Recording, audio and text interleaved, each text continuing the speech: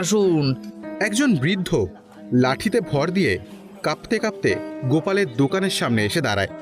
তার চোখে খিদে। বাবা, বড্ড খিদে পেয়েছে বাবা। 2 দিন হয়ে গেল আমি কিচ্ছুটি খাইনি।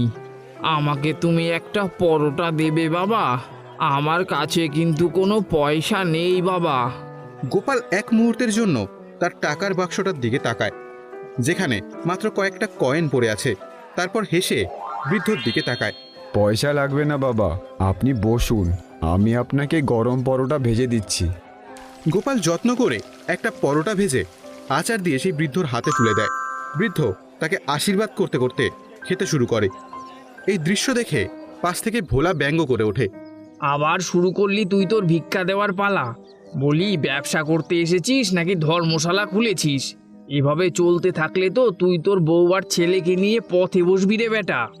যার যা ভাগ্য সে তাই পায় ভোলা ভাই। আমার কাছে ক্ষুধার্তের মুখের হাসির চেয়ে বড় রোজগার আর কিছুই নেই। পায় ভোলা ভাই, আমার কাছে ক্ষুধার্তের মুখের হাসির চেয়ে বড় রোজগার আর কিছুই নেই। গোপালের মনটা একদম সোনার মতো, ওর মতো মানুষই হয় না। এই ছিল গোপাল। তার সততা আর দয়ার জন্য গ্রামের সকলেই তাকে শ্রদ্ধা করত, কিন্তু এতে তার দরিদ্রতা ঘুচত না। তার স্ত্রী লক্ষ্মীও